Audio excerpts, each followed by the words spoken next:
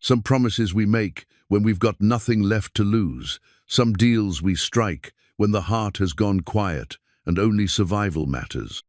In the Montana mountains, Cora Mae Briggs had learned that loneliness cuts deeper than winter cold. At 45, she'd built her homestead alone, buried her husband alone, and faced each day alone. When she found Eli Judson sleeping by her Springer poor Cowboy with gentle eyes, he made him a simple offer. "I'll build you a home, and you'll give me strong sons." What started as two broken people making a practical deal became something beautiful. But can a bargain made from desperation become the love story of a lifetime? Before we jump back in, tell us where you're tuning in from, and if this story touches you, make sure you're subscribed, because tomorrow I've saved something extra special for you. The hand-forged axe rested against the cabin wall where Cora Mae had left it after splitting the morning's kindling. Its handle, worn smooth by years of her grip, caught the first light of dawn filtering through the pine trees. She'd made that axe herself in the forge behind the cabin, back when Thomas was still alive to tease her about taking on man's work. Now it was simply another tool that kept her breathing in a land that didn't much care whether folks lived or died. Cora Mae Briggs stood on her porch, coffee steaming in the tin cup between her weathered hands, watching the mist rise from Willow Creek. At 45, she carried herself with the straight-back dignity of a woman who'd learned early that the world respected strength more than softness. Her auburn hair, streaked now with silver threads, was pulled back in the same practical bun she'd worn for 20 years. The mountains had carved lines around her green eyes, but they remained sharp as the day she'd first set foot on this land. The homestead spread before her like a testament to stubborn will. 40 acres of mountain valley that she and Thomas had claimed in 1878, when Montana territory still felt like the edge of the world. They'd built the log cabin with their own hands, chinked the gaps with mud and moss, and raised a barn that had weathered 15 hard winters. The vegetable garden, enclosed by a fence of split rails, showed neat rows where she'd planted beans, squash, and corn. A chicken coop housed a dozen Rhode Island Reds that provided eggs and the occasional Sunday dinner. It had been a good life then, full of shared dreams and the promise of children who would carry on their name. Thomas had been a gentleman with calloused hands and a ready laugh, the kind who'd sing while he worked, and always found something hopeful to say when the crops failed or the well ran dry. They'd planned to fill the cabin with the sounds of little feet and bedtime prayers. But the fever that swept through the valley in the winter of '85 had taken Thomas and left Cora Mae with nothing but empty rooms and the echo of her own footsteps. She'd considered leaving then. Her sister Margaret had written from Denver, urging her to sell the land and come live a civilized life in the city. But something stubborn in Cora Mae's heart had refused to surrender what she and Thomas had built. Instead, she'd learned to do everything herself. She could shoe a horse, mend a roof, preserve enough food to last through the long months when snow blocked the pass to town. She'd become as self-sufficient as the mountain itself, asking nothing from anyone and expecting even less. The loneliness, though, that was harder to manage than any practical matter. It lived in the silence that filled the cabin each evening, in the empty space beside her in the bed, in the conversations she had with herself while working in the garden. Some nights, when the wind howled through the pines and the cabin creaked like an old ship in a storm, the quiet felt so heavy she could barely breathe beneath it. That's why, when she'd first spotted the stranger sleeping rough by her spring 3 days ago, she hadn't immediately reached for the rifle. Something about the way he lay curled against the cold, his horse grazing peacefully nearby, spoke of weariness rather than threat. His clothes were patched but clean, his gear well-maintained though sparse. When she'd approached carefully, he'd woken with the alert stillness of a man accustomed to sleeping light. But his eyes held no violence, only the bone-deep tiredness of someone who'd been traveling too long, with nowhere particular to go. Eli Judson looked to be somewhere in his 50s, with graying brown hair that curled slightly at his collar and lines around his eyes that spoke of squinting into countless sunrises. His hands, when he tipped his hat politely and introduced himself, were the strong, careful hands of a man who knew his way around horses and cattle. But there was something gentle in his manner, a courteous way of speaking that suggested he'd been raised by people who believed kindness cost nothing and was worth everything. "Just passing through, ma'am," he'd said that first morning, accepting the cup of coffee she'd offered with genuine gratitude. "Don't mean to impose on your hospitality any longer than necessary." But she'd seen how he looked at her cabin, at the well-tended garden, and the solid construction of the barn. There was hunger in that look, not for food, but for the kind of belonging that came with having a place that was truly yours. She recognized it because she'd felt it herself once, when she and Thomas had first claimed this land and dreamed of making it home. Eli had spent 2 seasons working for the big ranches down in the valley, he'd told her. Good with horses, reliable with cattle, the kind of hand any outfit would be glad to keep on. But when the owners decided to consolidate their herds and let half their men go, he'd found himself with a month's wages and no prospects. He'd been riding north, hoping to find work in Canada, when his horse had thrown a shoe and he'd stopped by her spring to rest and water his mount. "Man gets to be my age," he'd said, staring into his coffee cup as if it held answers to questions he hadn't asked. "Starts wondering if he'll ever have more than what fits in his saddlebags." The words had struck something deep in Cora May's chest, recognizing the particular loneliness of someone who'd lived life, always moving on, never planting roots deep enough to hold against whatever storms might come. She'd fed him breakfast that morning, and the next, finding herself looking forward to the company, to having someone to talk with besides the chickens and her own restless thoughts. Yesterday evening, she'd made her decision. It wasn't born of impulse or romantic foolishness. At 45, Cora May had no time for either. It was a practical recognition of mutual need, as straightforward as any business arrangement. She needed help with the heavy work of the homestead, someone strong enough to split logs and repair the barn roof before winter. More than that, though, she needed the chance at the family she and Thomas had never been able to create. Eli needed a home, a place to belong that wouldn't disappear when the seasons changed or the economy shifted. He needed the security that came with having someone who cared, whether he made it through the winter.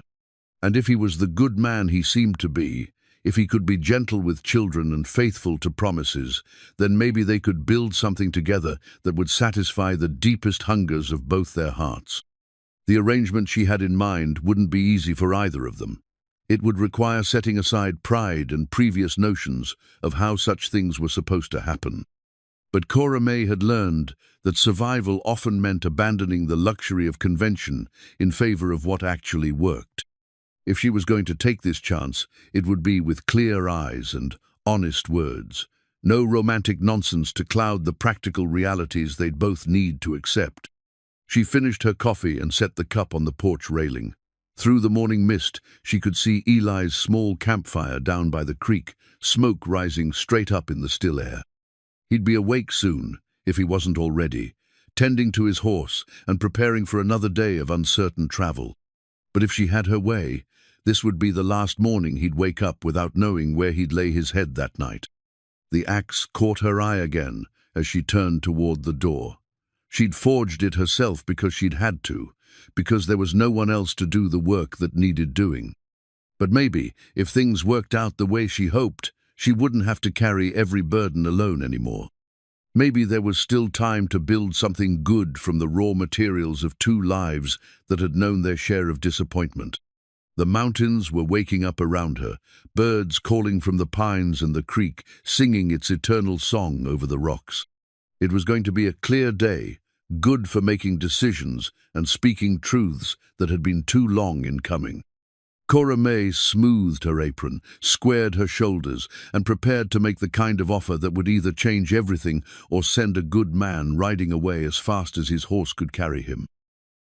The simple gold wedding ring sat on the kitchen table between them, catching the morning light that streamed through the cabin's single window. Cora May had placed it there deliberately, Thomas's ring that she'd worn on a chain around her neck for 7 years since his passing. It represented everything she'd been devoted: wife, hopeful mother-to-be, half of a partnership that death had severed too soon.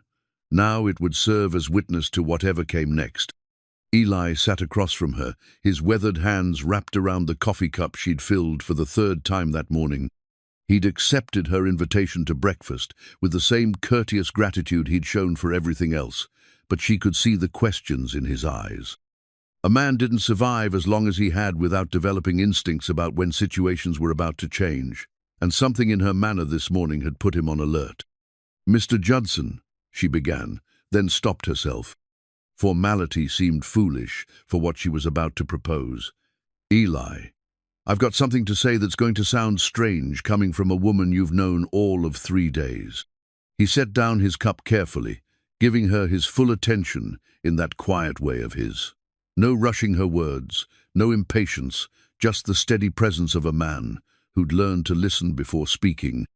It was one of the things that had convinced her he might be the right person for what she had in mind. "I've been thinking about our situations," she continued, her voice steady despite the way her heart was hammering against her ribs. "You need a place to belong, somewhere that won't disappear when the work runs out or the weather turns. I need help with this land, and more than that, I need the chance at a family before it's too late." Eli's expression didn't change, but she saw something shift in his eyes.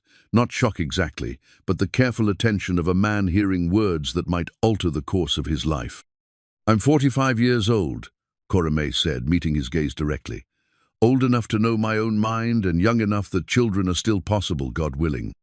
You're a good man. I can see that in how you treat your horse, how you speak to me with respect, even when I'm nothing but a stranger who's fed you a few meals.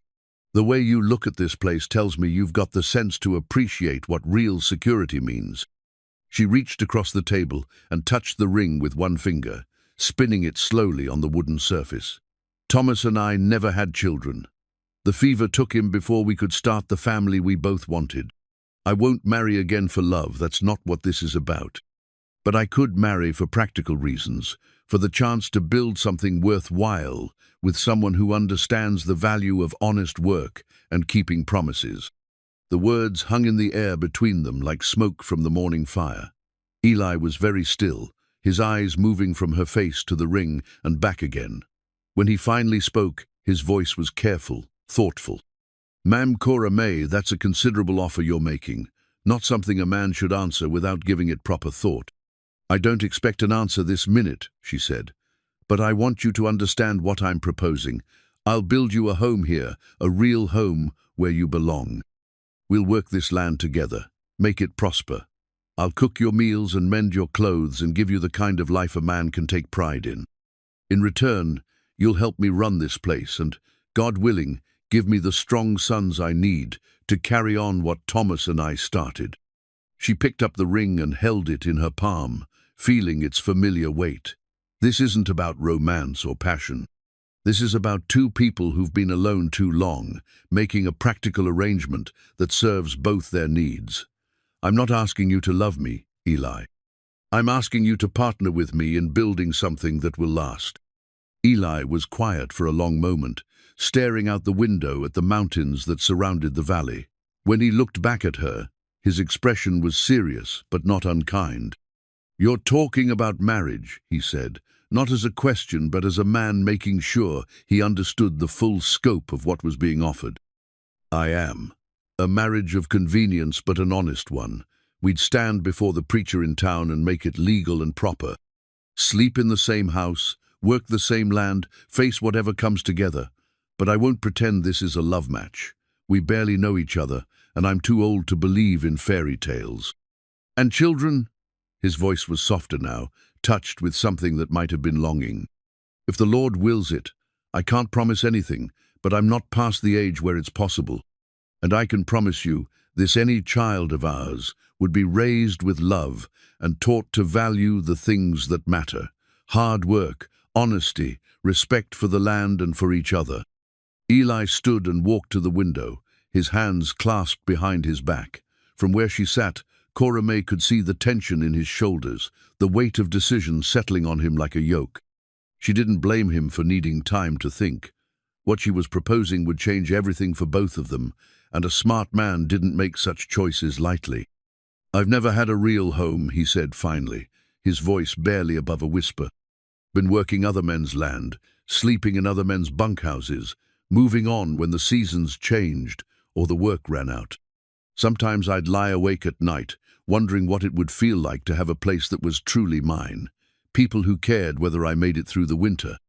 He turned back to face her, and she saw something raw and honest in his expression. "I'm 50, 2 years old, Cora May, never been married, never had children. Always figured I'd missed my chance at that kind of life. The offer you're making, it's more than I ever dared hope for." "But," she prompted, hearing the hesitation in his voice. "But it's a big step for both of us. Marriage, even a practical one, means promising to stick by each other through whatever comes, good times and bad, sickness and health, all of it. I need to know you've truly thought this through, that you won't wake up one morning regretting tying yourself to a drifter who's got nothing to offer but willing hands and an honest heart." Cora May stood and moved to join him by the window. Side by side, they looked out at the land she'd fought to keep, the home she'd built through sheer determination and stubborn will. "I've thought about little else since I found you by the creek," she said. "This isn't an impulse, Eli. It's the most carefully considered decision I've made since choosing to stay here after Thomas died." She held out her hand to him, palm up. After a moment's hesitation, he placed his own hand over hers, his skin warm and calloused from years of honest labor. "I can't promise to love you," she said, looking up into his face. "Not the way I loved Thomas. But I can promise to respect you, to work beside you, to be faithful to whatever vows we make. I can promise to make this a real home for you, and to do my best to give you the children we'd both like to have. And I can promise to work harder than any man you've ever known," he replied, his thumb brushing across her knuckles, "to protect you and this place with my life if necessary, to be the kind of husband and father who earns his place at your table and in your bed." The words sent a flutter through her chest that she tried to ignore. This was practical, she reminded herself. A business arrangement between two sensible adults who understood the realities of life in the mountains.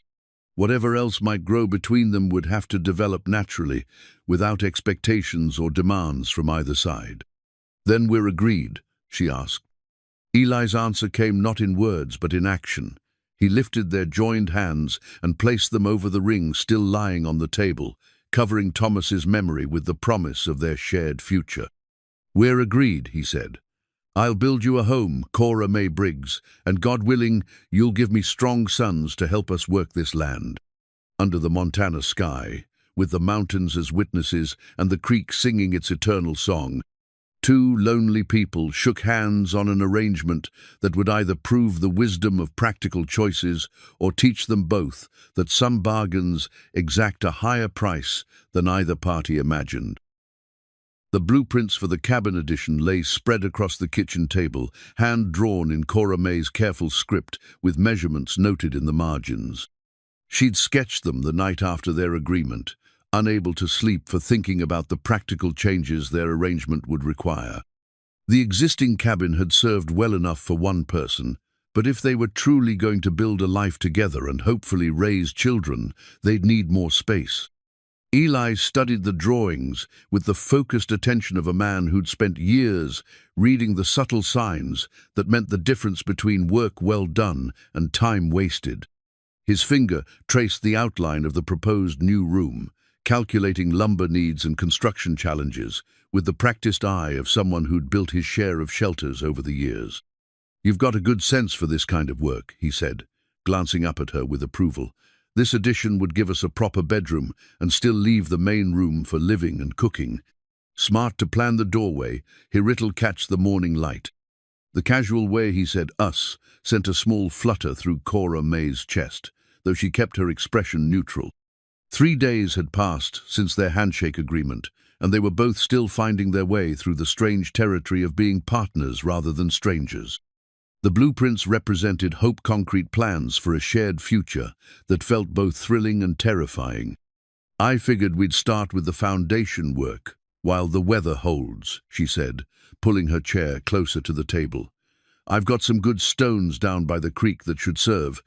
And there's seasoned timber in the woodshed that Thomas cut before. She stopped herself, realizing how often she still referenced her late husband's presence in everything around the homestead.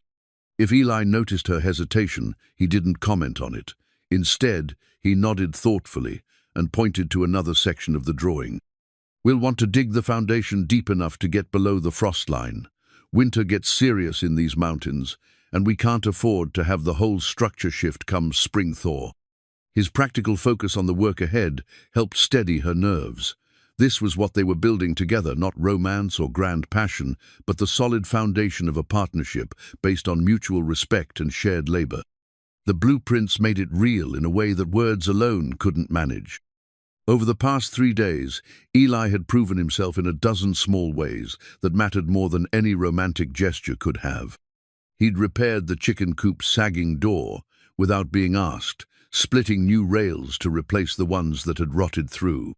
His work was careful and thorough, the kind that would last through hard winters and harder years. When Cora May had complimented his craftsmanship, he'd simply nodded and moved on to the next task that needed attention. More impressive still was how he moved through the morning routines that kept the homestead running.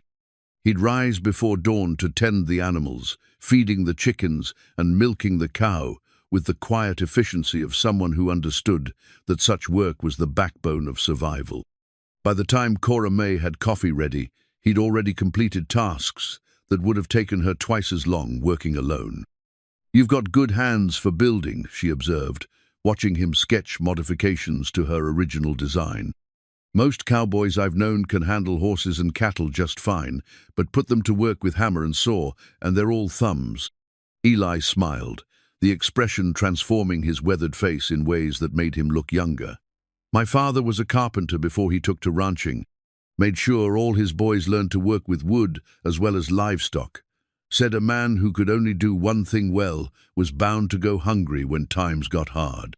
It was the first time he'd mentioned his family, and Cora May found herself curious about the people who'd shaped him into the steady, reliable man sitting across from her table. But she didn't press for details. They'd have time to learn each other's histories as they worked together. For now, it was enough to know that he brought skills they'd need, and the wisdom that came from a childhood spent learning practical trades. "We'll need to make a trip to town for some of the lumber," she said, making notes in the margins of the blueprints. "And nails, proper hinges for the door. I've got some money put by, enough to see us through the construction." "I've got wages from my last job," Eli offered. "Not much, but enough to pay my share. This is going to be my home too. Seems right that I should contribute to building it." The offer touched her more than she expected. Too many men would have been content to let her bear all the costs while they provided only labor. Eli's insistence on contributing financially spoke to a pride and fairness that boded well for their future partnership. They spent the morning refining the plans, discussing details that would make the difference between adequate shelter and a true home. Eli suggested adding a small window to the new bedroom, positioned to catch the afternoon sun. Cora May proposed expanding the root cellar while they had the excavation work underway, creating storage space that would serve them well when children eventually filled the extra room. When the sun reached its zenith, they took a break from planning to walk the land together. Cora May wanted Eli to understand the full scope of what they were working with, not just the cabin and immediate buildings, but the 40 acres that stretched from the creek to the pine-covered ridge that marked the eastern boundary of their property. "Thomas and I chose this spot careful-like," she explained as they stood on a small rise overlooking the valley. "Water year-round from the creek, good soil for crops, timber for building and firewood. The ridge blocks the worst of the winter winds, and the valley's wide enough to support cattle if we decide to expand beyond just keeping a milk cow." Eli surveyed the land with the practiced eye of someone who'd worked many properties but owned none. She could see him calculating carrying capacity, noting which areas might flood in spring runoff, identifying the best spots for additional outbuildings they might need. "It's good land," he said finally, "the kind a man could spend his whole life improving and still find projects worth doing. Your husband chose well." Again, his respectful mention of Thomas without jealousy or awkwardness impressed her. Some men might have been threatened by constant reminders of the deceased husband, whose work still surrounded them. Eli seemed to understand that honoring Thomas's memory was part of respecting the woman Thomas had loved. As they walked back toward the cabin, Cora May found herself studying her new partner with growing appreciation. He moved across the rough ground with the sure-footed confidence of someone who'd spent his life outdoors, but she noticed how he automatically adjusted his longer stride to match her pace. When they came to a fallen log blocking their path, he offered his hand to help her across, without making it seem like he thought she couldn't manage on her own. Small courtesies, but they suggested a man who'd been raised to treat women with respect. Given that their arrangement would require sharing close quarters and intimate daily routines, such consideration would matter more than romantic passion ever could. That evening, as they sat on the porch sharing the last of the coffee and watching stars emerge in the clear mountain sky, Cora May felt something she hadn't experienced in years, the comfortable companionship of a true partner. Not the desperate longing she'd known with Thomas, but something steadier and perhaps more sustainable. The quiet presence of someone who shared her burdens and understood the rhythms of the life they were building together. Tomorrow, they would begin the real work of construction, laying stones for the foundation that would support their expanded home.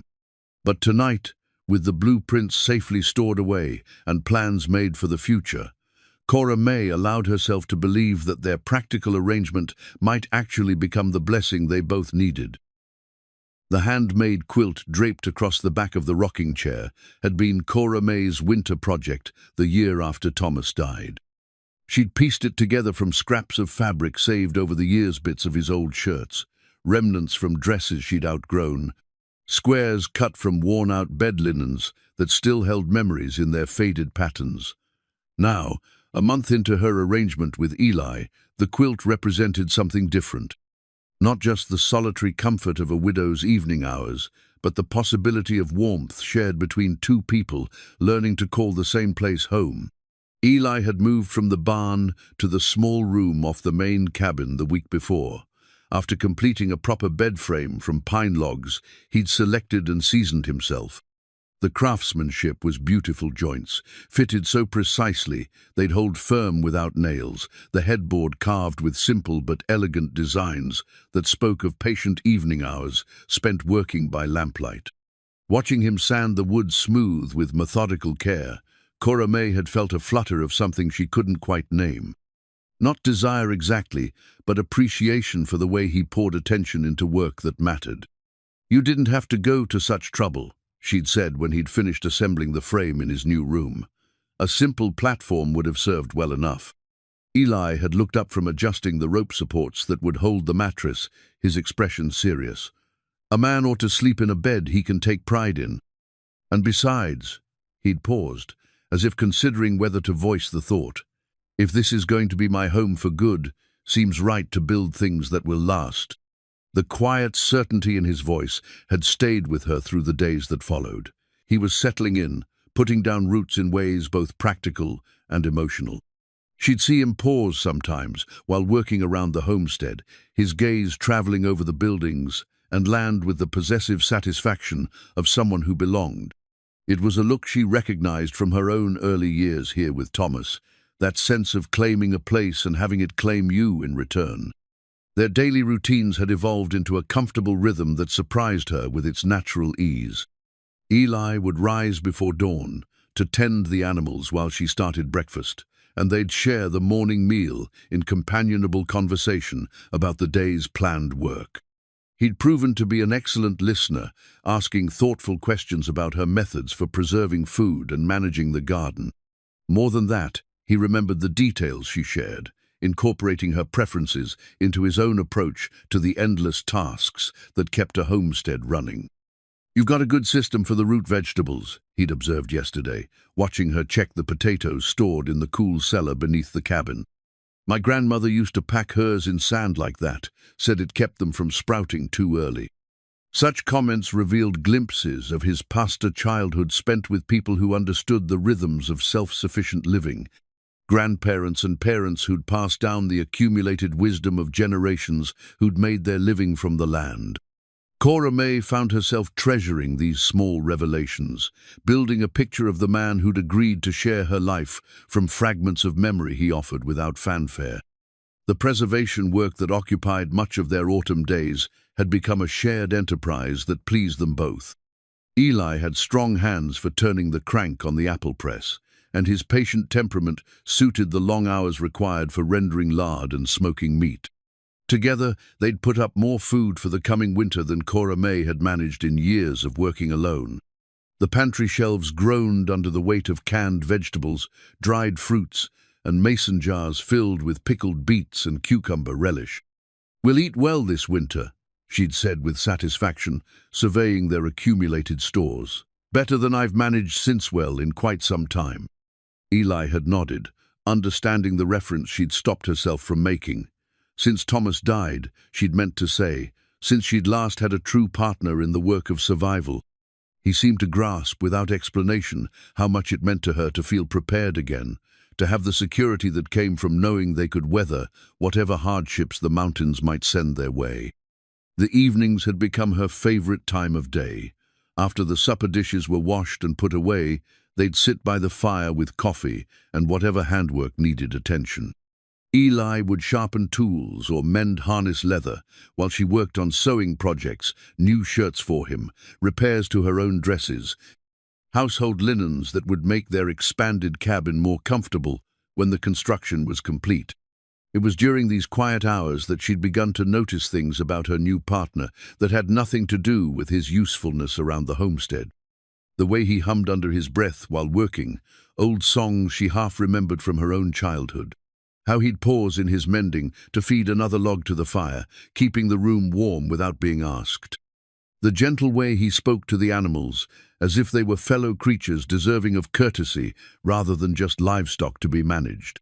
One evening, she'd looked up from her sewing to find him reading by the firelight a book he'd produced from his saddlebags, its leather cover worn smooth by years of handling. The sight had surprised her.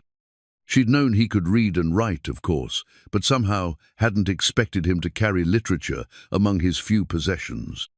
"What are you reading?" she'd asked, curious. He'd held up the book so she could see the title, Poems by Robert Burns. His expression had carried a hint of embarrassment, as if he expected her to find his literary interests unsuitable for a working man. "I didn't know you read poetry," she'd said, and was pleased when her tone conveyed interest rather than surprise. "My mother was a school teacher before she married," he'd explained. "She made sure all her children could appreciate good writing, not just manage the practical skills. Said a person's mind needed feeding just as much as their body." The revelation had opened new territory in their evening conversations. Eli had a store of memorized verses that he'd share while they worked, poetry that spoke of love and loss, of the beauty to be found in simple things. His voice, reading aloud by firelight, had a quality that made familiar words sound fresh and meaningful. Cora May found herself looking forward to these recitations, the way they transformed their humble cabin into something almost refined. But it was the physical awareness between them that had begun to unsettle her most. Nothing improper, they were both too respectful of boundaries for that. But she'd catch herself noticing the way his shirt stretched across his shoulders when he lifted heavy loads, or how his hands looked capable and sure as he worked with wood and metal. When he'd helped her move a piece of furniture, standing close enough that she could smell the clean scent of soap and honest sweat, she'd felt a flutter of something that had nothing to do with practical partnership. Such moments confused her. She'd entered this arrangement with clear eyes and sensible expectations, determined to keep sentiment from complicating what should be a straightforward business relationship. But Eli's quiet kindness, his genuine respect for her capabilities, and the comfortable companionship they'd developed were working changes in her heart that she hadn't anticipated. The realization frightened her almost as much as it pleased her. She'd loved Thomas with the passionate devotion of youth, and when fever had taken him, the grief had nearly destroyed her. Building this new life with Eli was supposed to be different, safer, based on mutual benefit rather than the dangerous vulnerability that came with loving someone more than life itself. But as autumn deepened and their partnership strengthened, Cora May was beginning to suspect that the heart didn't always honor the practical distinctions the mind tried to maintain.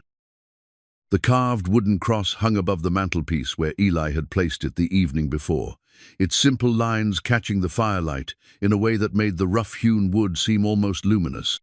He'd worked on it during the long evenings of the past week, using a piece of mountain ash he'd found near the creek-pale wood, with a fine grain that took the carving beautifully.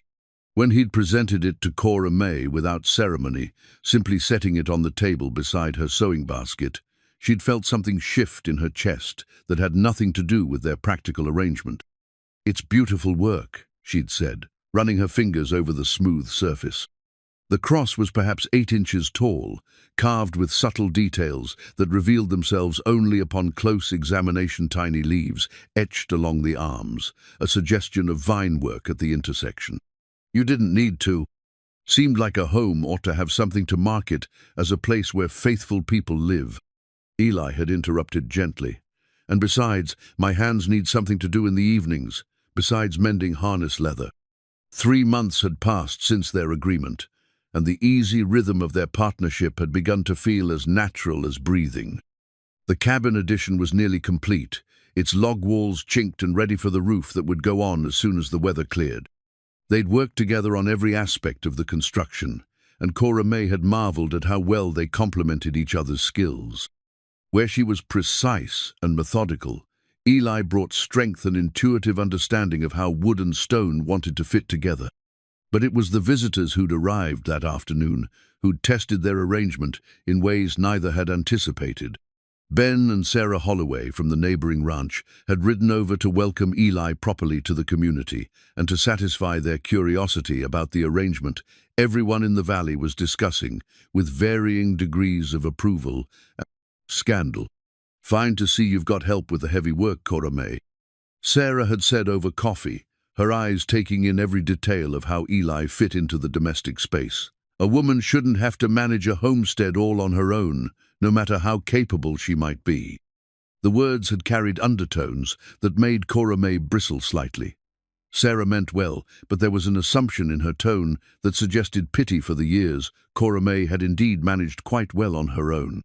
Worse, there was curiosity about the exact nature of the relationship that had brought Eli to share her home. Ben had been more direct in his questioning, addressing Eli with the bluntness of one man sizing up another. "Heard you're fixing to make this permanent?" he'd said, gesturing around the cabin. "Planning to marry our Cora May and settle down proper?" Eli had handled the inquiry with quiet dignity, neither defensive nor overly forthcoming. "Miss Briggs and I have an understanding that suits us both," he'd replied. "We're building something good here, something that will last." The conversation that followed had been carefully polite, but Cora May could feel the undercurrents of judgment and speculation. Their neighbors weren't unkind people, but the arrangement she and Eli had made challenged conventional expectations about how such things were supposed to unfold.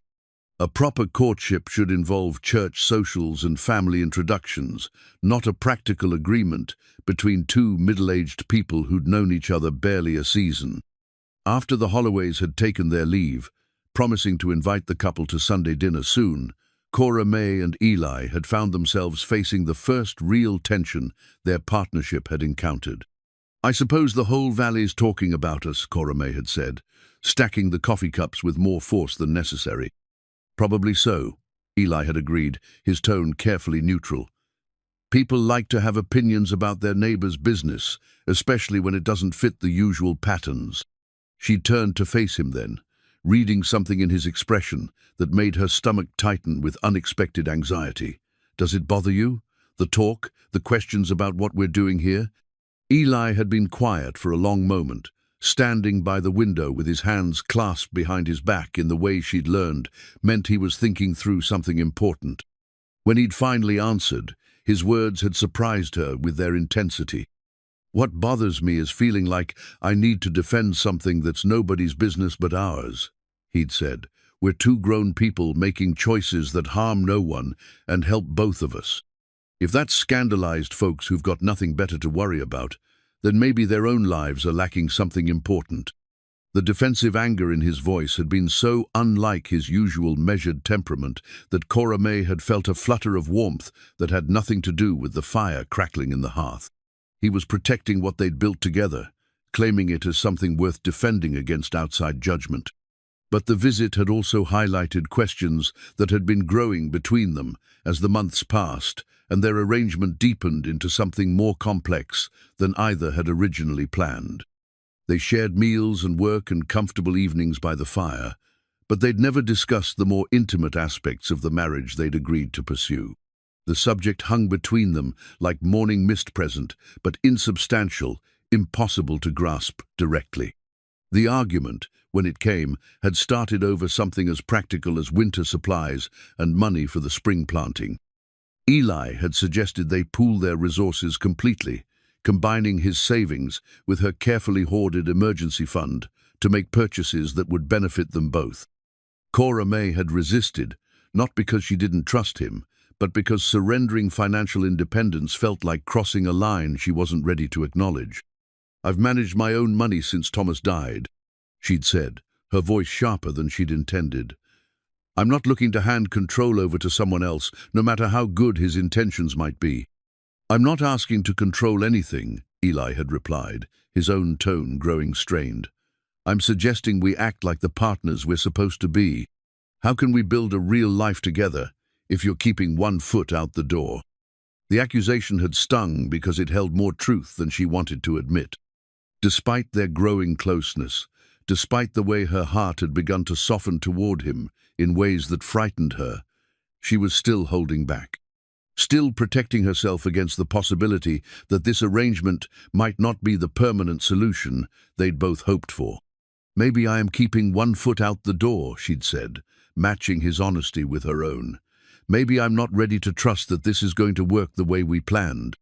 "We barely know each other, Eli.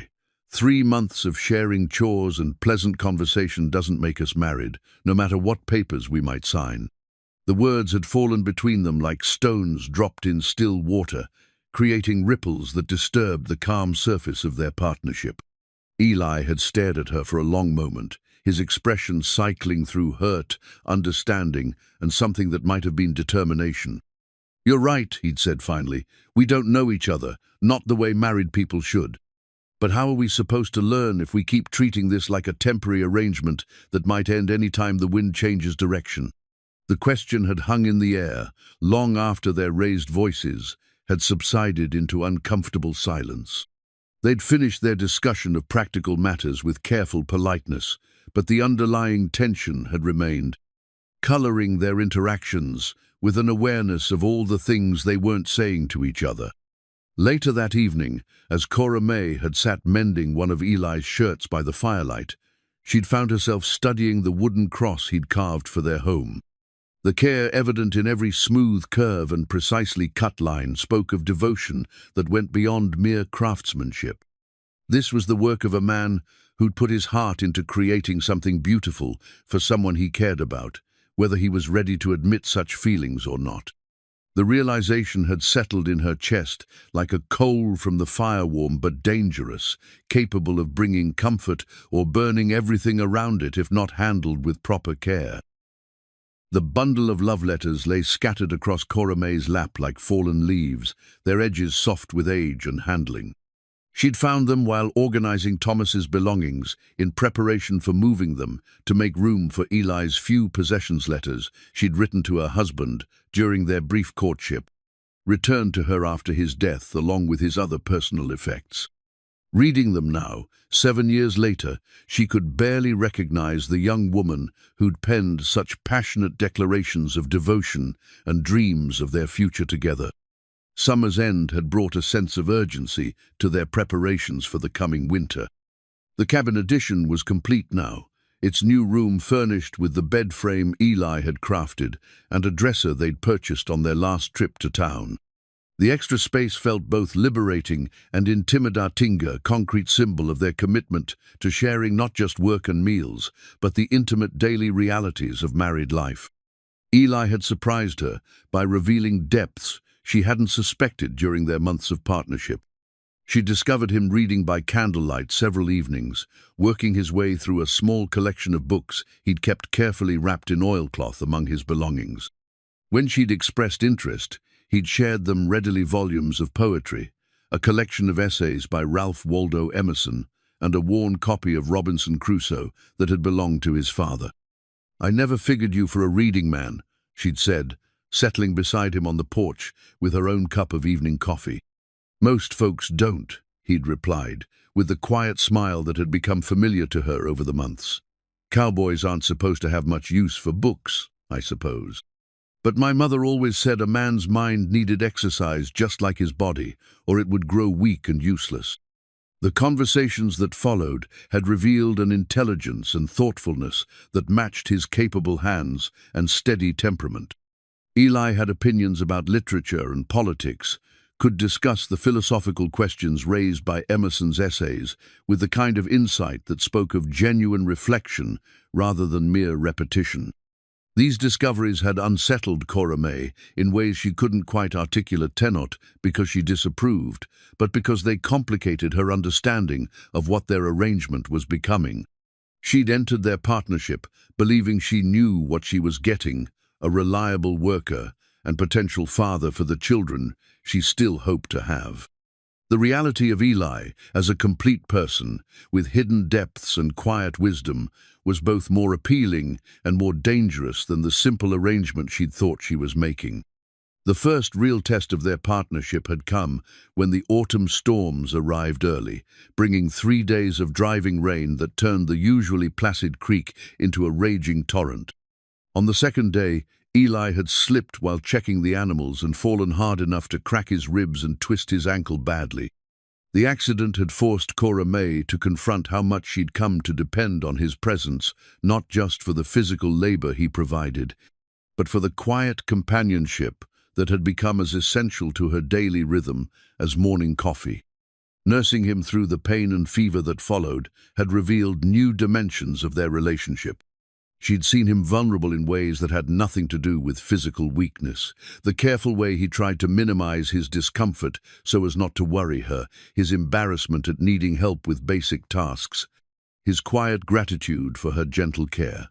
In return, she'd discovered how naturally the role of caretaker came to her, how satisfying it felt to ease his pain and watch him gradually recover his strength. "You don't have to fuss over me like I'm dying," he'd protested when she'd insisted on bringing his meals to the bed and checking his temperature regularly. "I'll fuss as much as I see fit," she'd replied with a tartness that had surprised them both. "You're my responsibility now, whether you like it or not." The words had hung between them with implications neither was quite ready to examine.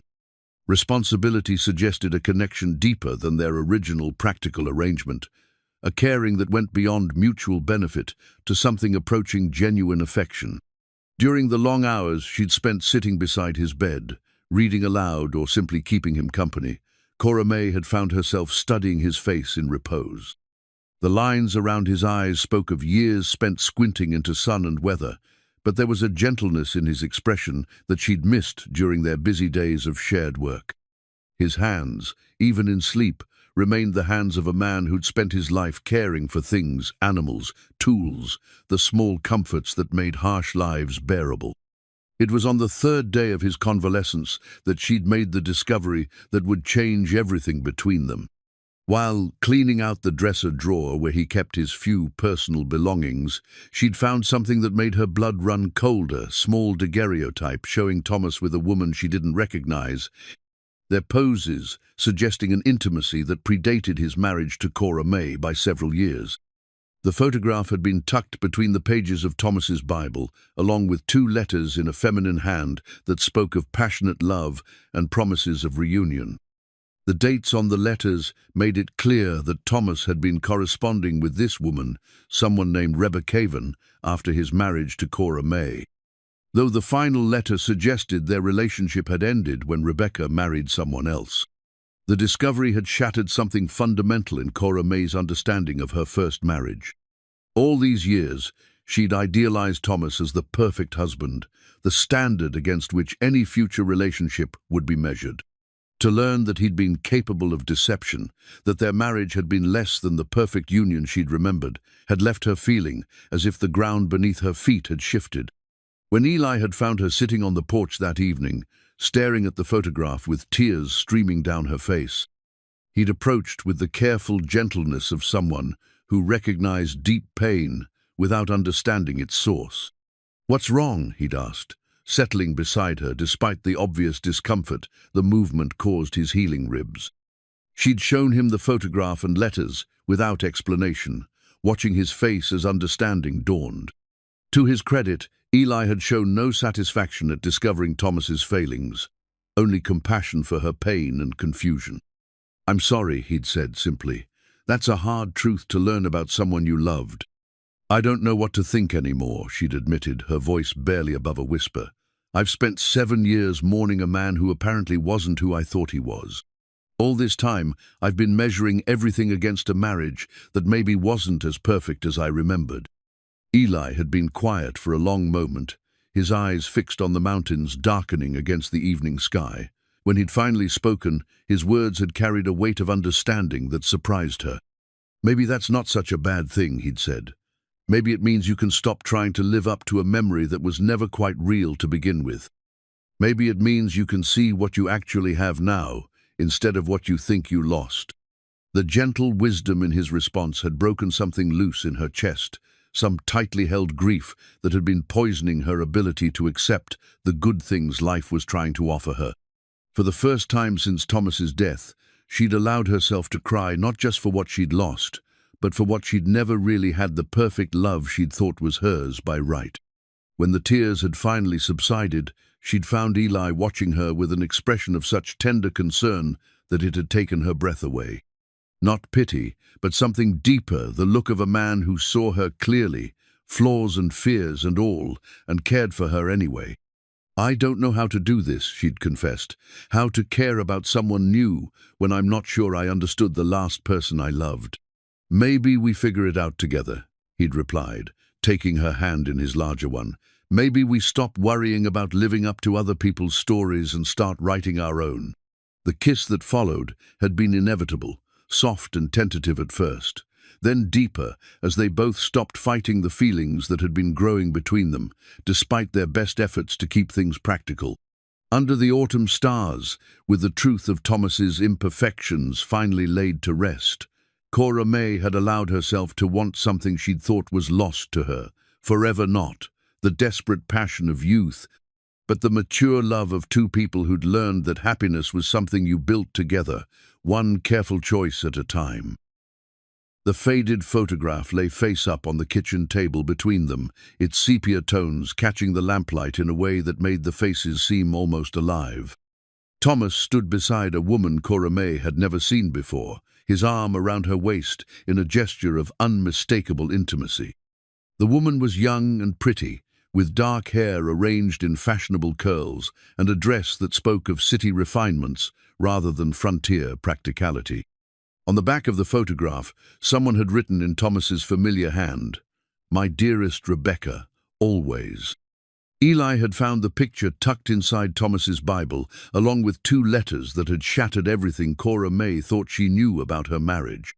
The discovery had come while he was helping her reorganize the cabin to make room for their expanding life together. A simple act of practical partnership that had unearthed secrets powerful enough to rewrite the past 7 years of grief and longing. "I don't understand," Cora May said for the 3rd time, her voice barely above a whisper. "He never mentioned anyone named Rebecca. Not once in all our years together." Eli sat across from her, the letters spread before him like evidence in a trial that would judge not just Thomas's memory, but the foundation upon which she'd built her understanding of love itself. His expression was carefully neutral, offering neither condemnation nor comfort, simply the steady presence of someone willing to witness her world falling apart. The first letter was dated 2 months before her wedding to Thomas, written in a flowing feminine script that spoke of education and refinement. My darling Thomas, I cannot bear the thought of you marrying another, even if circumstances demand such sacrifice. Know that my heart remains yours alone, and if fortune should ever smile upon us, I will wait for the day we can be together as we were meant to be. Your devoted Rebecca. The second letter was worse, dated barely a year into Cora May's marriage. Dearest one, I write with news that breaks my heart even as I share it. Father has arranged my marriage to Mr. Harrison of Denver, and I cannot refuse without bringing scandal upon my family. By the time you receive this, I will be another man's wife, though my soul will always belong to you. I pray you can find happiness with your Cora May, as I must learn to find contentment with my chosen fate. Our love was real, Thomas, even if the world conspired against it. Hold that truth in your heart, as I will hold it in mine. Forever yours, Rebecca. The words burned like acid on Cora May's consciousness. Every tender moment she'd shared with Thomas, every gentle word and loving gesture, was now shadowed by the knowledge that his heart had belonged elsewhere. She'd been the practical choice, the suitable wife who could help him build a homestead and bear his children, while another woman had claimed the passionate devotion she'd thought was hers alone. He loved her, she said, the words tasting bitter on her tongue. All those years I thought I believed I was the center of his world, and I was just the consolation prize. You don't know that? Eli said gently, people can care for more than one person in different ways. The fact that he had feelings for this Rebecca doesn't mean his feelings for you weren't real. But Cora May was remembering now, with terrible clarity, the distant looks that would sometimes cross Thomas's face when he thought she wasn't watching. The way he'd grown quiet on certain anniversaries that meant nothing to her but seemed to carry weight for him. The nights when he'd held her with what she'd interpreted as tender passion, but now recognized might have been desperate attempt to forget someone else. I was such a fool, she whispered, pressing her palms against her eyes, as if she could somehow block out the images the letters had conjured. 7 years of mourning a man who settled for me because he couldn't have who he really wanted. The revelation was rewriting her entire understanding of herself and her capacity for love. If Thomas had married her as second choice, what did that say about her worthiness? If the great love of her life had been built on a foundation of compromise and resignation, how could she trust her own judgment about anything as fundamental as the human heart?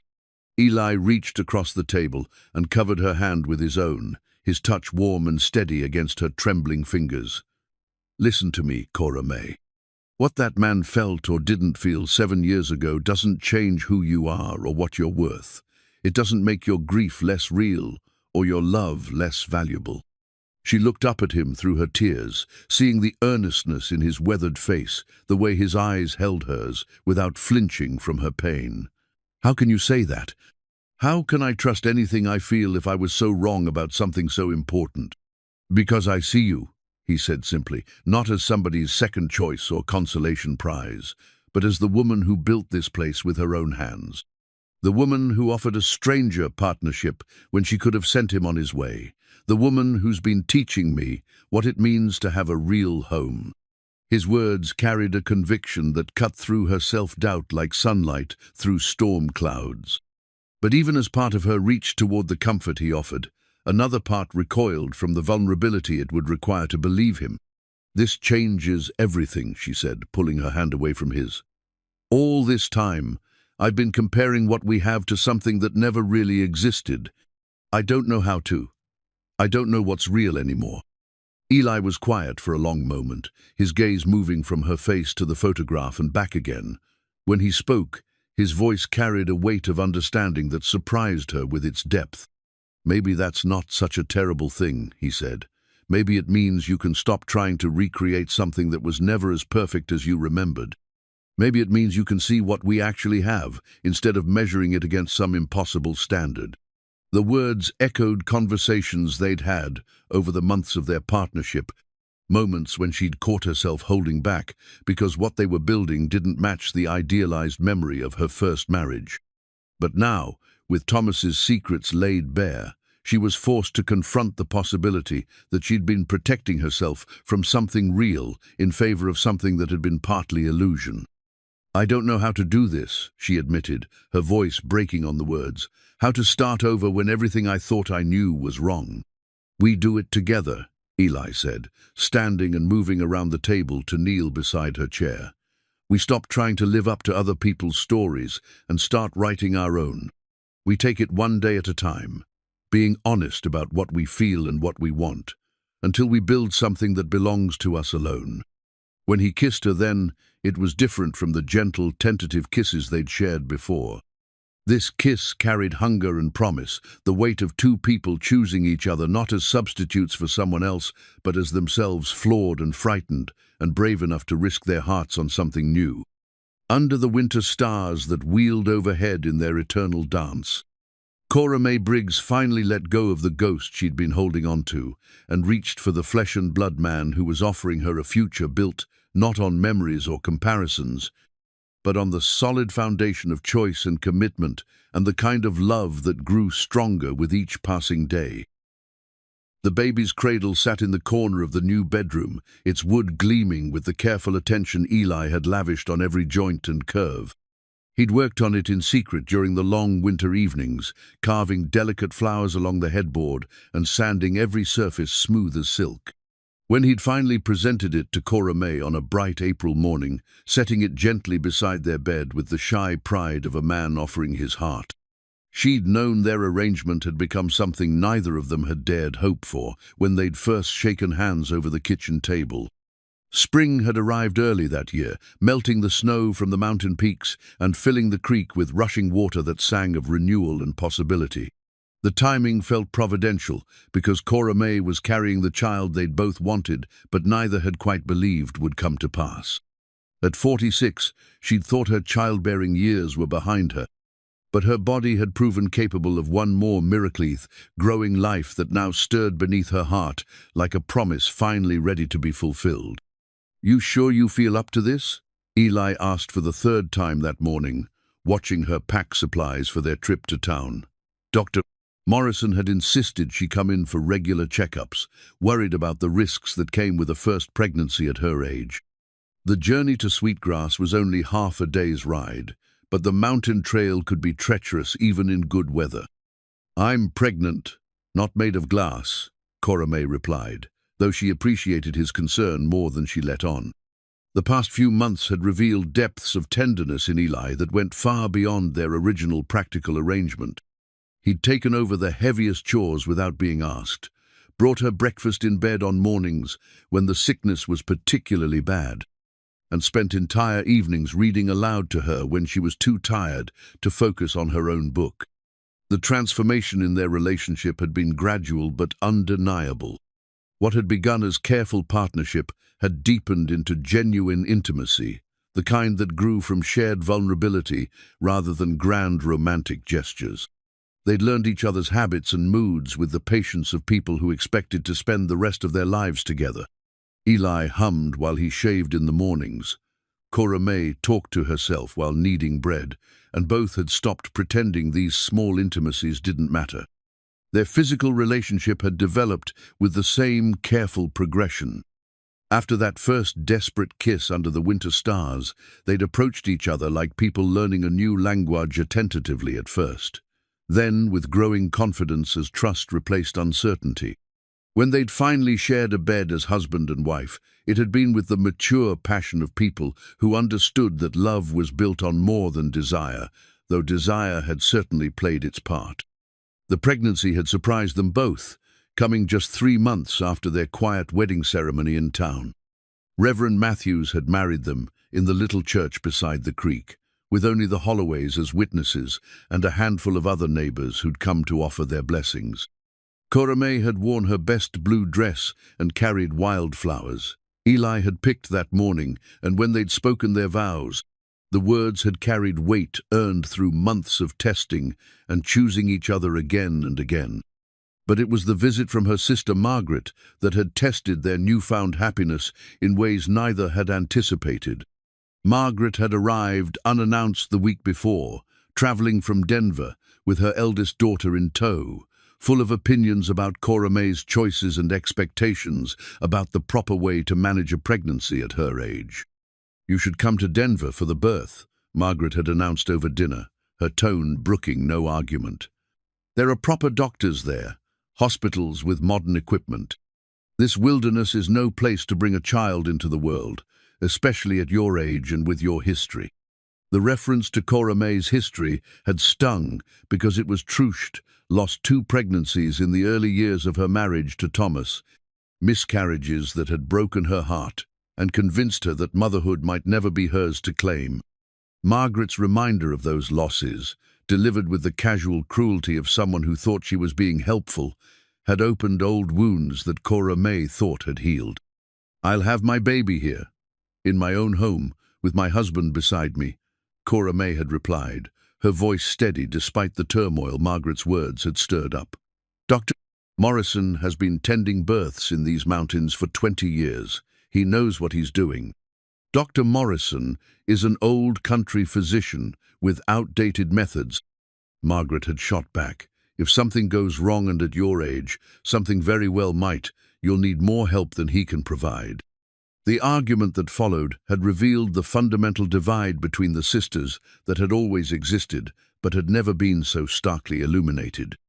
Margaret saw Cora May's life as a series of stubborn choices that ignored practical realities and social conventions. Cora May saw Margaret's concern as another attempt to impose city values on a life that had found its own rhythm and meaning in the mountains. But it was Margaret's attitude toward Eli that had truly ignited Cora May's protective instincts. Her sister treated him with barely concealed condescension, speaking to him as if he were hired help rather than the master of his own home. When she'd made pointed comments about fortune hunters and men who marry for convenience, Cora May had felt a fury that surprised her with its intensity. "Eli is my husband," she'd said, her voice carrying a warning that Margaret had been too obtuse to heed. "He's the father of my child and the partner I chose freely. If you can't speak of him with respect, you're not welcome at my table." Margaret had departed the next morning in a huff of wounded dignity, leaving behind promises to return when the baby was born and pointed suggestions about the kind of help Cora May would need from family rather than relying on a husband she'd known less than a year. The confrontation had shaken Cora May more than she'd expected, not because she doubted her choices, but because it had forced her to confront the fears she'd been carrying about the birth itself. At 46, with a history of pregnancy loss, she was venturing into territory that held no guarantees. Every day that the pregnancy continued was a gift, but it was also a step closer to the moment when everything she and Eli had built together would be tested by circumstances beyond their control. Eli had found her crying on the porch that evening, her hand pressed protectively over the small swell of her belly where their child grew. He'd sat beside her in the growing darkness, not trying to fix her fears, but simply offering the comfort of his presence. "What if she's right?" Cora May had whispered. "What if something goes wrong, and I lose this baby the way I lost the others? What if I'm too old, too set in my ways to be the mother this child deserves?" "Then we'll face it together," Eli had replied, his arm coming around her shoulders with gentle strength. "Whatever comes, we'll meet it as partners. But don't borrow trouble from tomorrow, Cora May. Today our baby is safe and growing. Today we have each other and a home we've built with our own hands. That's enough to be going on with." His words had steadied her then, as they'd steadied her through the challenging weeks that followed. The morning sickness that had lasted longer than expected, the backaches that made simple tasks feel monumental, the nights when fear would creep in despite her determination to stay positive through all of it.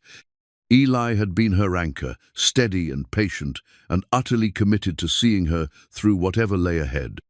Now, as they prepared for another visit to Dr. Morrison, Cora May felt the familiar flutter of anxiety mixed with anticipation. The baby was due within the month, and every day brought new signs that their child was preparing to enter the world. The cradle Eli had crafted with such love stood ready, lined with quilts she'd sewn during the long winter evenings. They'd prepared as much as any parents could, but the ultimate test of their partnership was still to come. As they rode toward town through the spring morning, Cora May found herself thinking about the journey that had brought them to this moment. A year ago, she'd been a widow facing another long winter alone. Now she was a wife, and soon to be mother, riding beside a man who'd proven himself capable of the kind of love she'd thought was lost to her forever. The transformation seemed almost too good to be true, which was perhaps why the approaching birth felt both like the culmination of all their hopes and the moment when everything they'd built would either be confirmed or swept away by forces beyond their control. The mountains rose around them like ancient guardians, their peaks touched with the first green of spring. Somewhere in the valley ahead, Dr. Morrison waited with his practiced hands and reassuring manner. Behind them, the cradle sat empty in their bedroom, a testament to faith in a future they could imagine but not yet hold.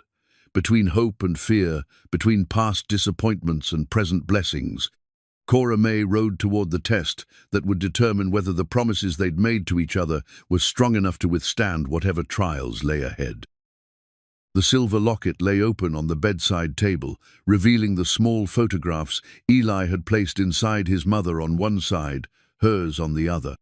He'd presented it to her just that morning, explaining with quiet emotion how he'd wanted their child to carry the blessings of both their families, even the ones who'd passed on. Now, as the first pains gripped her with unexpected intensity, Cora May fixed her eyes on those faded faces and drew strength from the generations of women who'd endured this same trial. The storm had come without warning, turning the May afternoon dark as winter and sending sheets of rain against the cabin windows with violent force. Morrison was trapped in town by a bridge washout on Willow Creek, leaving Eli and Cora May to face the birth alone in the isolated mountain valley. When her labor had begun 3 hours earlier, with pains that came fast and hard, they'd both known there would be no help coming from outside. "How are you holding up?" Eli asked, his voice steady despite the worry she could see in his eyes.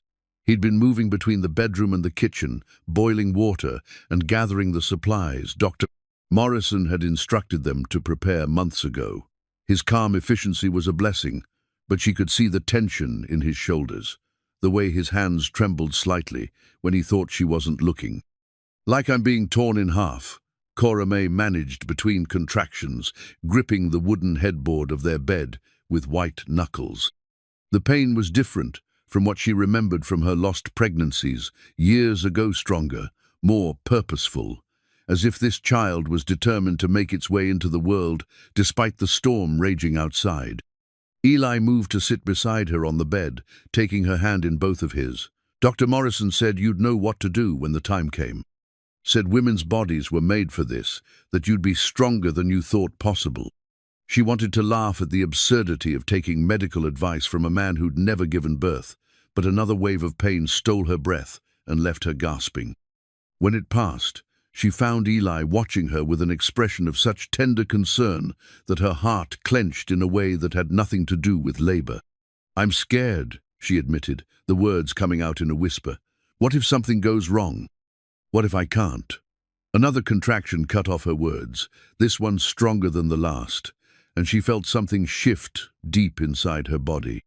"You can," Eli said firmly, his hand warm and steady against her forehead. "You're the strongest person I've ever known, Cora May. You built this homestead with your own hands, survived 7 years alone in these mountains. You can do this too." The conviction in his voice steadied her more than any medicine could have. This was why she'd chosen him. She realized through the haze of pain, not just for his capable hands or reliable nature, but for the quiet strength that never wavered when she needed it most. He believed in her completely, and that faith became her anchor as the storm outside and the storm within her body both raged toward their inevitable conclusions. "The baby's coming," she gasped, as another powerful contraction gripped her. "Eli, I can feel something's happening." He moved quickly to the foot of the bed, his movements sure despite having no experience with childbirth beyond what he'd witnessed with livestock. "Tell me what you need me to do," he said, his voice calm and ready. What followed was the most intense and primal experience of Cora May's life. The pain came in waves that seemed to lift her outside herself, carrying her to a place where nothing existed except the work her body was doing, and Eli's steady presence guiding her through each moment. He spoke to her in low, encouraging tones, his hands gentle but confident, as he helped position her for the final pushes. "I can see the head," he said, wonder replacing worry in his voice. "Cora May, our baby's almost here." The next contraction brought their child sliding into the world in a rush of fluid and relief that left Cora May sobbing with exhaustion and joy. Eli caught their son, for it was indeed the strong boy they'd both hoped for, with steady hands, clearing his airway with the gentle efficiency he'd learned from years of helping animals give birth.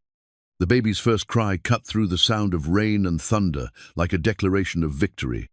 Strong lungs, healthy color, perfectly formed, all the things new parents prayed for, made manifest in the small, wriggling life Eli placed on Cora May's chest with shaking hands.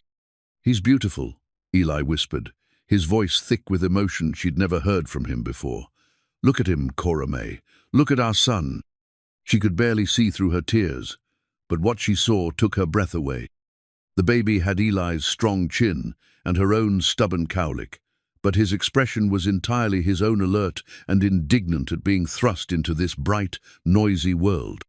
When she touched his tiny fist, his fingers wrapped around hers with surprising strength, and she felt something settle in her heart that had been restless for longer than she could remember. "Hello, little one," she murmured, her voice breaking with joy. "We've been waiting so long for you." Eli worked with quiet competence to complete the tasks Dr. Morrison had taught him, his movements gentle but sure as he cleaned and wrapped their son in the soft blankets they'd prepared. When he finally handed the bundle back to her, his eyes were bright with unshed tears. "What should we call him?" he asked, settling beside her on the bed to study their child's face with the absorbed attention of a man memorizing every detail. They'd discussed names during the long winter evenings, but somehow none of their careful plans seemed adequate for this perfect, real person who'd fought his way into their lives during a mountain storm. Looking at her son's serious expression, Cora May suddenly knew exactly what his name should be.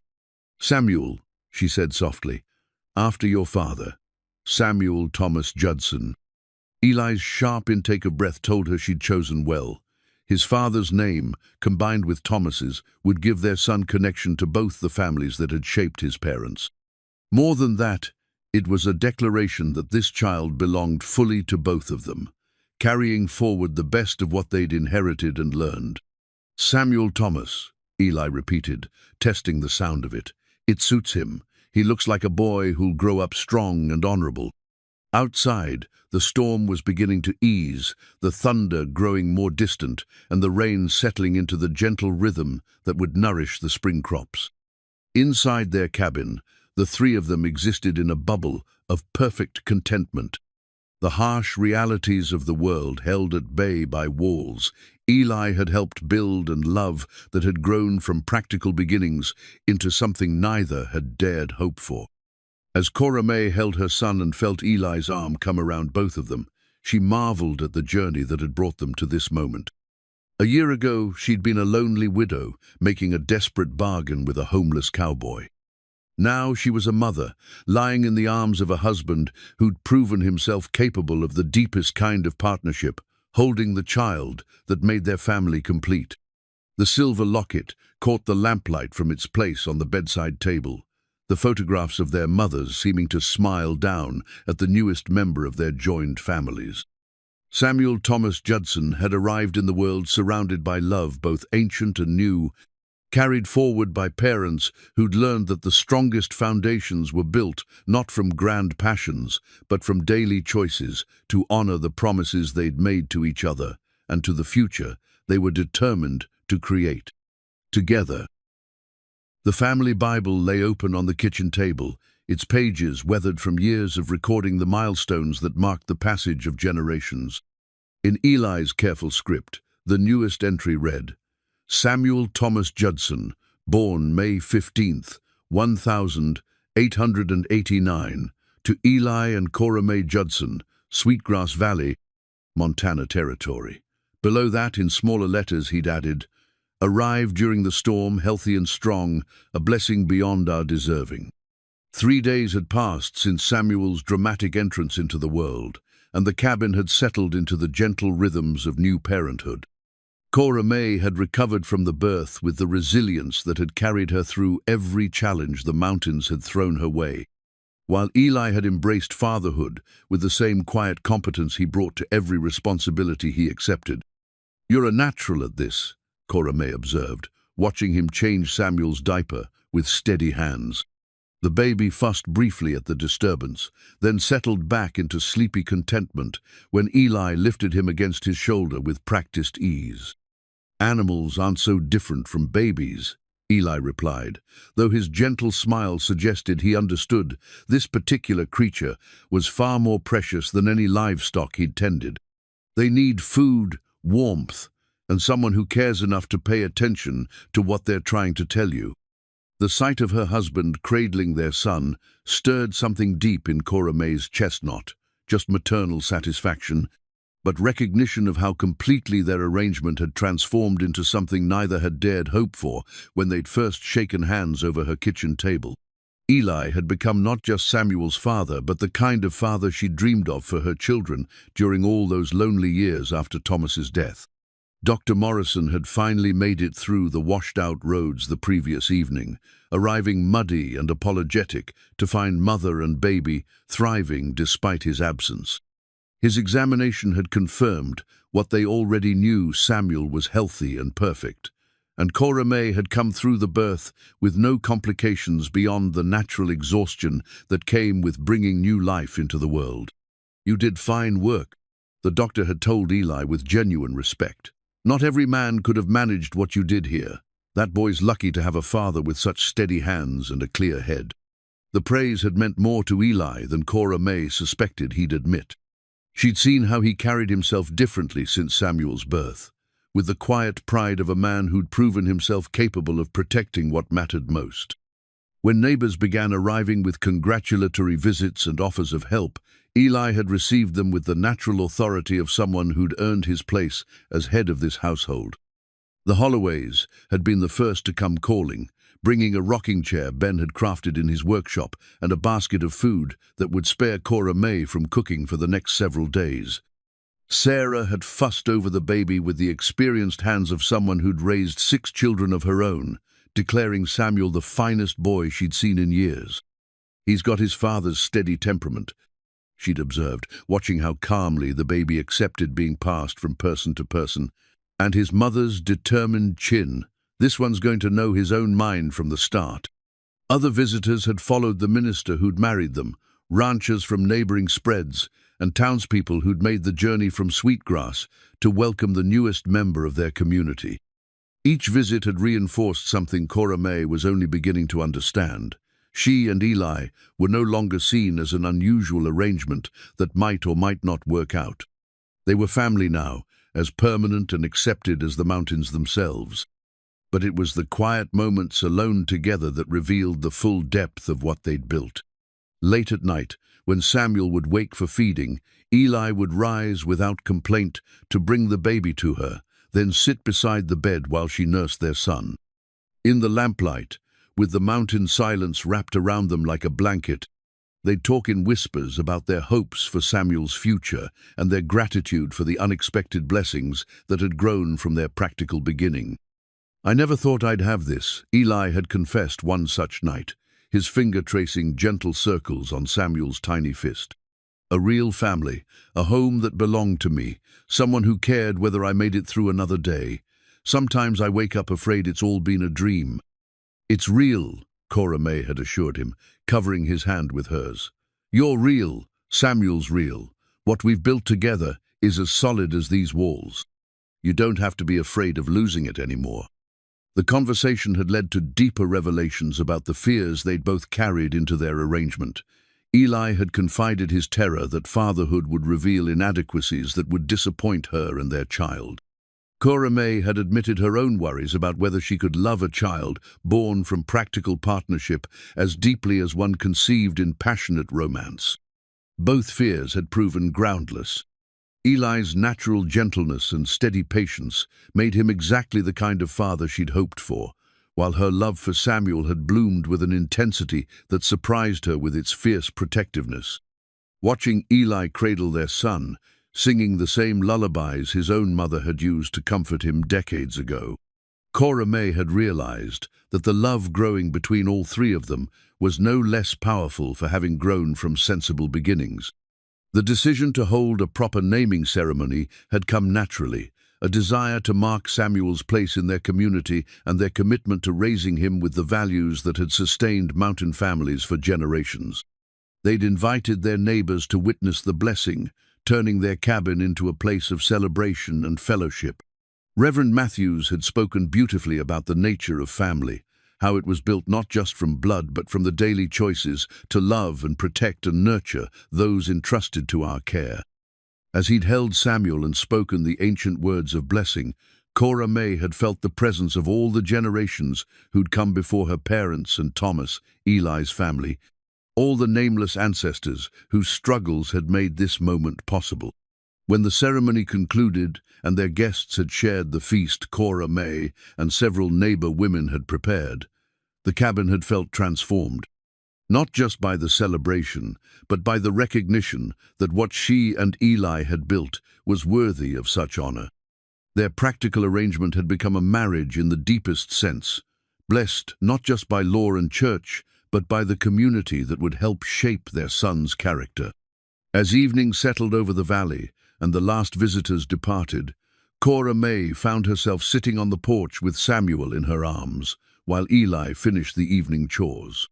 The mountains stood like sentinels around their little valley, unchanged from the day she'd first arrived, as Thomas's bride, but somehow more welcoming now.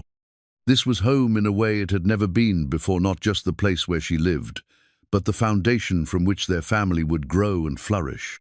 When Eli joined her on the porch, settling into the chair beside hers, with the satisfied sigh of a man whose work was done, she reached for his hand and held it tightly. "Thank you," she said softly. "For what?" "For keeping your promise, for building us a home and giving me this strong son, for being the kind of man who makes practical arrangements turn into something beautiful." Eli squeezed her hand gently, his eyes fixed on the child sleeping peacefully in her arms. "Thank you for seeing something in a worn-out cowboy that was worth taking a chance on, for teaching me what it means to belong somewhere." Above them, the first stars were beginning to appear in the clear mountain sky, the same stars that had witnessed their first tentative agreement and would watch over their family for all the years to come. In the Bible on their kitchen table, Samuel Thomas Judson's name was now part of the permanent record, proof that some promises, once made with honest hearts, could grow into blessings beyond anything either party had dared imagine when they first decided to trust each other with their futures. The foundation stones for their new house lay carefully arranged in neat rows beside the creek, each one selected and shaped by Eli's patient hands over the course of the winter. Unlike the hurried construction of their cabin, addition 5 years earlier, this project represented permanence of a different, Ordera home, built not from necessity, but from prosperity, designed to shelter the growing family that had exceeded every hope they'd dared harbor when first they'd shaken hands on their practical arrangement. 5 years had passed since Samuel's stormy birth, and the boy who toddled between his parents with determined steps had been joined by 2 younger brothers. Matthew, now 3 years old and possessed of his mother's stubborn streak, and baby Joseph, barely 6 months old and already showing signs of inheriting his father's gentle temperament. The cabin that had once seemed spacious for 2 adults now bulged with the cheerful chaos of family life toys carved by Eli's skilled hands, clothes hanging on pegs that had been lowered to accommodate small fingers, and the constant sounds of children's voices that had transformed their mountain valley from a place of solitude into something alive with promise. Cora May stood in the doorway watching her sons play in the yard, Samuel leading his younger brothers in some elaborate game involving stick horses and imaginary cattle. At 51, she carried herself with the confident bearing of a woman who had found her place in the world and made it her own. The silver in her hair had increased, but her eyes held the contentment that came from dreams fulfilled rather than deferred, plans realized rather than abandoned to circumstance. "They're going to miss this place when we move to the new house," Eli observed, joining her in the doorway with baby Joseph cradled against his shoulder. At 57, fatherhood had suited him in ways that seemed to reverse the wear of his earlier wandering years. His face carried lines now, but they were the kind that came from laughter and satisfaction rather than hardship and uncertainty. "They'll love it even more," Cora May replied, leaning into the solid warmth of his presence. "More room to run, proper bedrooms for each of them, a kitchen big enough to feed half the valley when neighbors come calling." The new house had been planned with the same careful attention they'd brought to every other aspect of their life together, but on a scale that reflected both their expanded family and their improved circumstances. The homestead had prospered under their joint management, producing not just enough for their own needs, but surplus crops and livestock that had earned them respect and modest wealth throughout the territory. What had begun as a matter of survival had grown into something approaching prosperity. More than material success, though, they'd achieved something rarer, a partnership that had deepened and strengthened through every test the mountains had sent their way. The harsh winter when the roof had leaked and Eli had worked through the night to keep his family dry. The summer drought when they'd hauled water from the creek, bucket by bucket, to save their crops.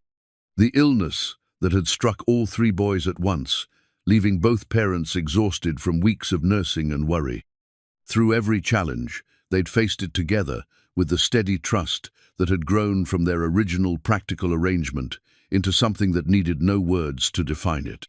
They were partners in the deepest sense, each carrying their share of the load without keeping score, each confident that the other would be there when needed most. "Remember when you thought this was just about building a home and raising strong sons?" Eli asked, his free arm coming around her waist as they watched Samuel attempt to teach Matthew the finer points of roping a fence post. "I remember thinking I was too old and too sensible to believe in anything more than that," Cora May replied. "Shows what I knew about the human heart." Their neighbors had long since stopped treating their marriage as anything unusual. The Judsons were simply part of the valley now, the family people turned to when help was needed, the couple younger marrieds looked to as an example of how to build something lasting in an uncertain world. When disputes needed mediating or celebrations needed organizing, it was natural to seek out Eli's steady judgment and Cora May's practical wisdom.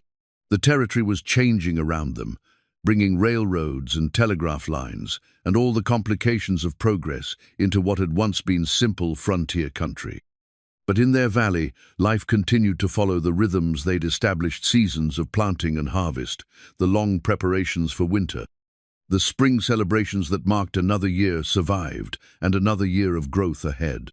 "Papa, watch this," Samuel called, demonstrating his latest achievement with the lasso Eli had made him for his 5th birthday.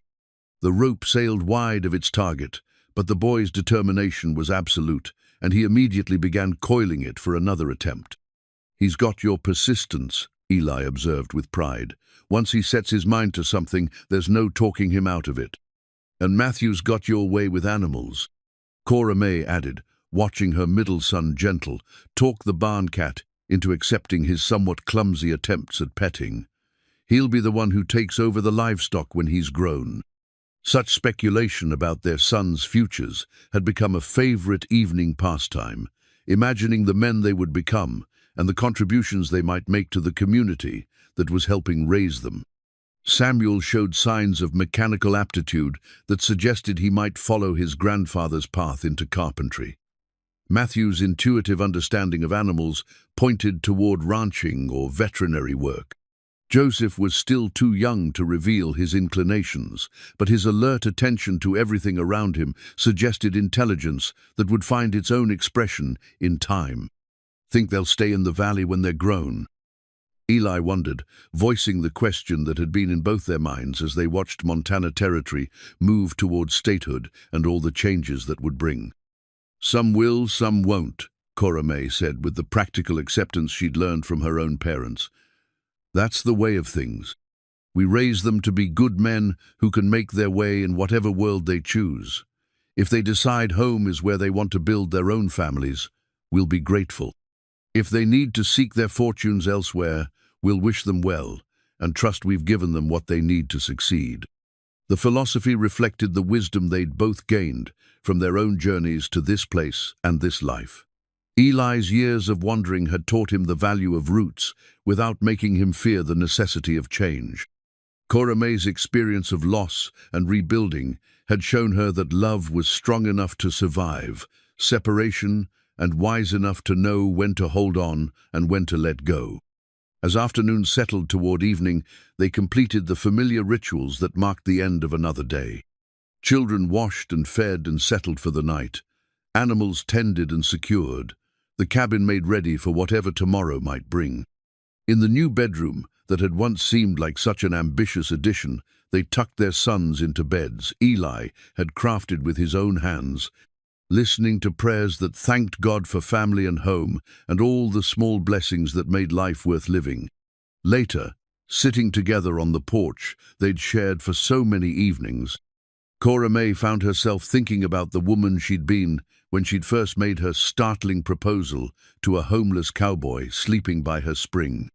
That woman had been brave enough to ask for what she needed, but she'd had no idea what she was actually asking, for not just a partner in work and child-rearing, but a companion for the heart's journey, someone who would help her discover capacities for love and happiness she'd forgotten she possessed. "Any regrets?" Eli asked, as if reading her thoughts. She considered the question seriously, as she always did when he asked it. Did she regret the practical nature of their beginning, the way they'd approached marriage like a business arrangement rather than a romantic adventure? Did she wish they'd had the passionate courtship and wedding that conventional wisdom suggested was the proper foundation for lasting love? None, she said finally, and meant it completely. What we built together is stronger than anything that depends on pretty words and grand gestures. We chose each other with clear eyes and made something beautiful from honest materials. I wouldn't change a single day of it. The foundation stones for their new house caught the last light of evening, solid and patient and ready to support whatever structure they decided to build upon them. Like their marriage, like their family, like the life they'd carved from the raw materials of mutual need and growing trust. Those stones represented permanence, earned through daily choices, to honor the promises they'd made to each other and to the future they were still creating together. Above them, the Montana sky spread endless and star-filled, the same sky that had witnessed their first tentative agreement and would watch over their children's children in years to come. In the distance, the creek sang its eternal song over stones worn smooth by time and weather, a reminder that the most lasting things were built not through dramatic gestures but through the patient persistence of water over rock, day following day, season following season, love growing deeper and stronger with each passing year.